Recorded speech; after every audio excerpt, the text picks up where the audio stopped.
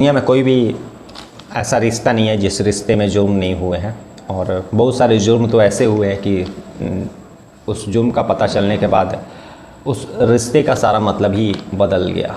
नमस्कार, मैं हरेंद्र और आज आप कहानी सुन रहे हैं 2015 की। और 2015 में दिल्ली में एक सैफाली नाम की लड़की रहा करती थी।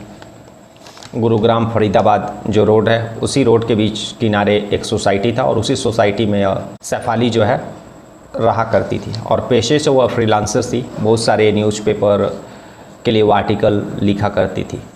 और सैफाली जब कॉलेज में थी तो कॉलेज में ही उसको एक लड़के से दोस्ती हुआ और धीरे धीरे वह दोस्ती प्यार में बदल गया। और फिर वे लोग कॉलेज से पास आउट होने के बाद जब जॉब लग जाता है तो वे लोग शादी कर लेते हैं। और शादी करने के बाद जो है उसी लड़के के साथ वह फरीदाबाद, गुरुग्राम और फरीदाबाद के बीच जो सोसाइटी रहती है उस सोसाइटी में ही वह रहने लगती है।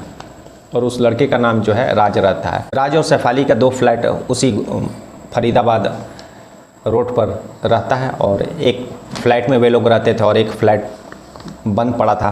तो वे लोग चाहते थे कि उस फ्लैट को बेच देने का। फिर वे दोनों डिसाइड करके उस जिस सोसाइटी में रहते थे उसी में जो उन लोगों का 2 फ्लैट था उसमें से एक फ्लैट वे लोग विक्रम नाम का एक व्यक्ति रहता उसी को बेच देते हैं। और सोसाइटी में आने के बाद जो है विक्रम और उसकी पत्नी दीपिका, जिसका नाम रहता है, और एक 4 साल की बेटी और एक 6 महीने का बच्चा रहता है।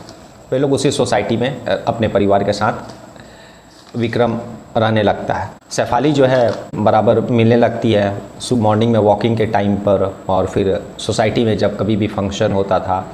और धीरे धीरे समय बीतते गया। उसके बाद जो है सैफाली विक्रम के घर भी आने लगी। काफ़ी देरी तक वह समय भी बिताने लगी। विक्रम जो था वह अच्छा एक मल्टीनेशनल कंपनी में जॉब करता था और उसकी वाइफ जो दीपिका थी वह भी बैंकिंग सेक्टर में जॉब करती थी। और दोनों का आई थिंक लव मैरिज ही था। और इधर सैफाली और राज का भी लव मैरिज था। तो धीरे धीरे इन लोगों का मेल जोल बढ़ता गया। शुरू में तो सब चीज़ ठीक चल रहा था, किसी को कुछ खबर नहीं था। लेकिन जैसा कि आपको भी पता है कि प्यार और इश्क ज़्यादा दिन तक छुपता नहीं है। तो धीरे धीरे सोसाइटी को लोगों को पता चला। उसके बाद फिर सैफाली का जो पति राज है उसको भी पहले शक होता है, और इधर विक्रम की जो पत्नी है दीपिका उसको भी शक होता है।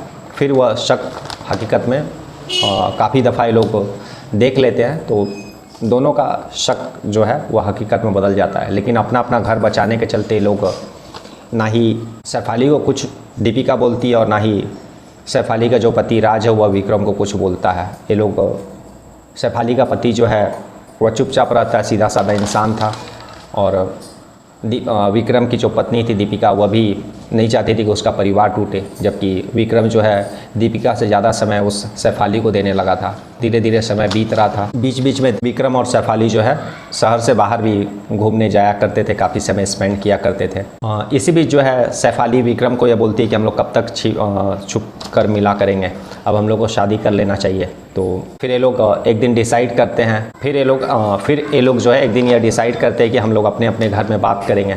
इधर सैफाली जो अपने पति राज से बात करती है और विक्रम जो है वह भी मौका देख करके दीपिका से बात करता है। सैफाली का जो पति राज सीधा साधा इंसान था, वह यही बोलता है कि यार ज़बरदस्ती का प्यार ठीक नहीं है, तुम जिसके साथ रहना पसंद करो और तुम जहाँ भी रहो खुश रहो। सैफाली का पति जो है राज वो यही बात सैफाली को बोलता है। तो कॉलेज का दोस्ती, कॉलेज का प्यार जो है पल भर में टूट जाता है। और इधर जो है विक्रम दीपिका से बात करने का मौका खोजता है। किसी तरह से मौका मिलने के बाद वह दीपिका से बात बोलता है। लेकिन दीपिका जो है वह किसी भी शर्त पर, किसी भी हाल में डाइवोर्स देने के लिए रेडी नहीं होती है, क्योंकि जब तक विक्रम की पत्नी दीपिका डाइवोर्स नहीं देगी तब तक विक्रम जो है सैफाली से शादी नहीं कर सकता है।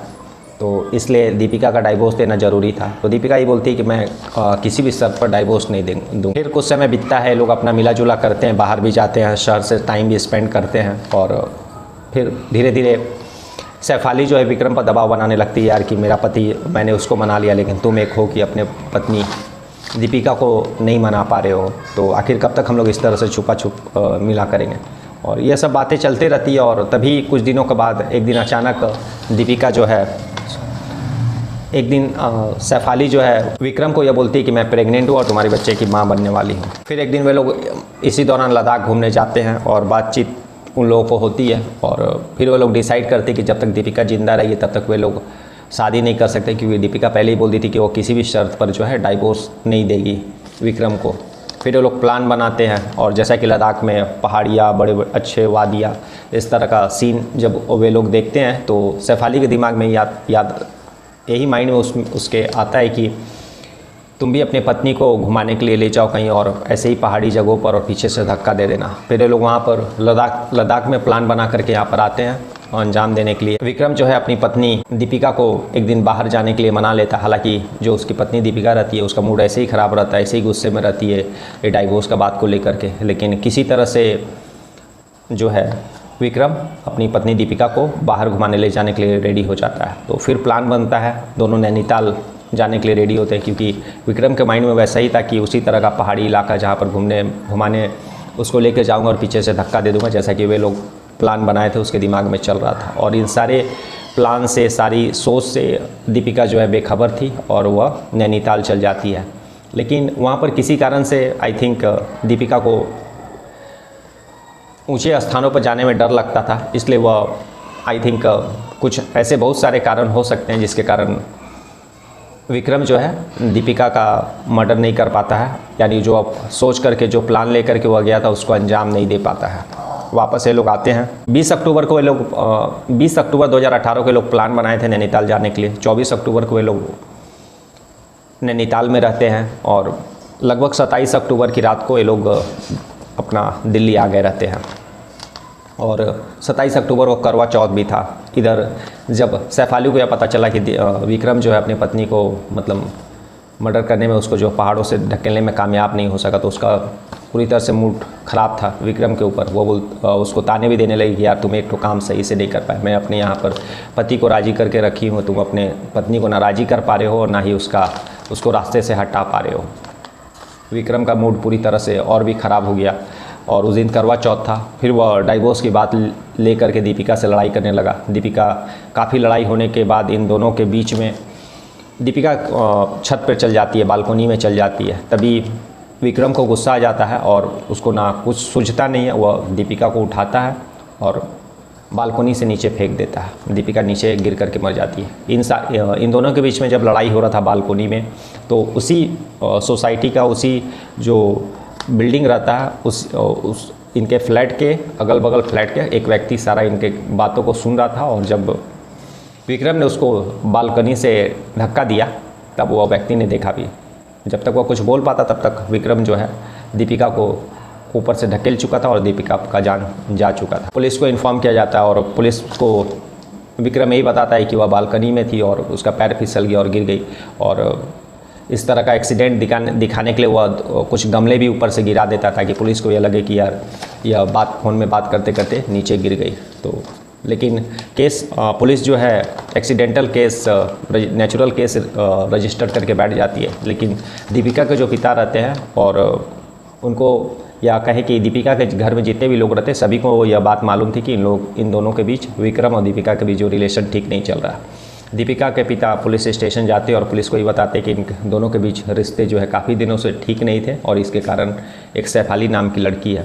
पुलिस फिर जो है विक्रम का मोबाइल रिकॉर्ड सारा चेक करती है और फिर उस सैफ अली का पता करती है। और जब इन दोनों से कड़ाई से पूछताछ करती है तो ये दोनों राज उगल देते हैं और विक्रम भी बता देता है कि किस तरह से उसने घटना को अंजाम दिया। और जब यह बात सामने आती है और इन दोनों के रिलेशन के बारे में जब पड़ोस में भी पुलिस जब पूछताछ करने लगती है कि तभी वह व्यक्ति भी सामने आता है जिसने यह मर्डर होते हुए और इन दोनों के बीच झगड़े होते हुए तारीख की रात को देखा था। उसके बाद पुलिस जो है सैफ अली और विक्रम को गिरफ्तार करके जेल भेज देती है और कोर्ट में पेश इन दोनों को किया जाता है। लेकिन कुछ समय के बाद जो है जज साहब ने सैफ अली को रिहा कर देते हैं ज़मानत पर। और रिहा करने का पीछे जज साहब का यही तर्क था कि सैफ अली जो है प्रेग्नेंट है और जेल में जो उसके कोख में पल रहे बच्चे पर असर पड़ सकता है, इसलिए बच्चे पर किसी तरह का कोई बुरा असर नहीं पड़े और उसका पूर्ण विकास हो सके, इसलिए कोर्ट ने सैफ अली को ज़मानत पर कुछ महीनों के लिए रिहा कर दिया।